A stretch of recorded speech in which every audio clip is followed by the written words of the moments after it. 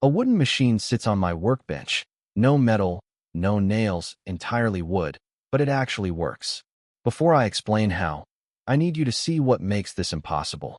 It has been shaped by hand, smoothed to a gentle curve along one edge, and there is a long flat paddle at one end that tapers into a rounded handle you could wrap your fingers around comfortably. The wood is pale where it was worn smooth by decades of use, and dark where a man or woman's palm rested against it, summer after summer, year after year. It is maybe 24 inches long. It weighs almost nothing, and yet this quiet, unassuming piece of wood lived in nearly every farmhouse kitchen in America in 1910. Women used it every single week. Some used it every single day. It was so common, so ordinary, that nobody thought to write down what it was for. They just used it, and then they stopped. Take a good look. Do you know what this was for? Most people have no idea. We are going to come back to it. But first, let me take you through a few more tools that time has nearly swallowed whole. The tool in your hands right now is a wooden butter paddle, and if you had walked into any farmhouse kitchen between 1880 and 1930, you would have found one within arm's reach of the butter churn. The butter paddle, sometimes called a Scotch hand or a butter worker, was used to press, fold, and work the fresh butter after it came out of the churn. The buttermilk had to be worked out of the mass completely, and salt had to be worked in evenly, and the paddle did this with a firm, rolling motion against a wooden board or a shallow trough. The ridged or grooved face of some paddles helped press the liquid out without the warmth of bare hands melting the fat. That clever detail, the grooves, was the old dairymaid solution to keeping the butter cold and clean while she worked it. Butter paddles disappeared as commercial creameries took over dairy production, and the family churn quietly moved from the kitchen to the antique shop. The ones that survive are silky smooth from use, and collectors can sometimes still smell the faintest ghost of salt and cream in the grain of the wood. Not far from the butter paddle, hanging on a peg or sitting in a deep kitchen drawer, you might have found a tool that looks almost like a rolling pin, but it is not. It is the lard press, or more precisely, the wooden cylinder and follower used inside a small tabletop lard press frame. The follower was a tight-fitting wooden disc on a threaded rod, and it was driven down into a cylinder packed with cooked pork fat. As you turned the handle, the disc descended and pressed the rendered lard through a cloth or a perforated plate at the bottom, separating pure white lard from the cracklings, those crispy brown bits that were their own reward for the work. Pure lard was the cooking fat of American farmhouse kitchens before vegetable shortening arrived. When Crisco appeared in 1911, it did not kill the lard press overnight, but it began a slow, quiet retirement that was complete by mid-century. Step out of the kitchen and into the barn, and you will find a world of tools just as strange and just as forgotten. The hog scraper is one of them. It looks like a candlestick without a candle, a small, round, slightly concave disc of iron or sometimes tin, with a handle rising from the center. At hog butchering time, after the carcass had been dipped in scalding water to loosen the bristles, the scraper was drawn across the skin in short, firm strokes to remove every last hair. A clean hide was a point of pride for the farm family, and the hog scraper was the tool that got it done.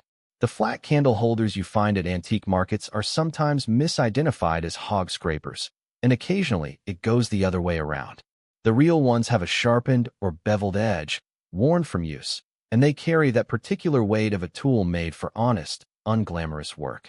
Back inside, in the pantry or the root cellar, you might have come across a wooden implement with a long handle and a flat, perforated head, and if you did not grow up canning or preserving, you might not have recognized it as an apple butter stirrer. Apple butter was cooked in great copper or iron kettles, sometimes 40 or 60 gallons at a time, and it had to be stirred constantly for hours to keep it from scorching. The stirrer's long handle kept the cook safely back from the steam and the heat, and the perforations in the flat wooden head allowed the thick, spiced apple mass to flow through as it was pushed and pulled in slow circles. The smell of apple butter cooking over a wood fire, the cider reducing, the cinnamon and allspice blooming in the heat, was one of the great autumn smells of the American farm. Commercial canning and store-bought preserves made the 40-gallon kettle unnecessary, and the stirrer went with it. Did your grandfather have something like one of these in his shed or his barn? Something wooden, worn, with a purpose you never quite understood? Tell me about it in the comments below. I hear from people every week who remember a tool hanging on a wall in their grandparents' home that they could never identify. That mystery is exactly what brought you here, and I am glad it did. Let us move to the workshop now, where another forgotten tool waited patiently on a peg. The spoke shave is not entirely forgotten. Some woodworkers still know it, but its cousin, the travisher, is. The travisher was a curved-soled shave, a cutting tool with a rounded sole and a blade set at a low angle, used by chairmakers to hollow out the seat of a Windsor chair.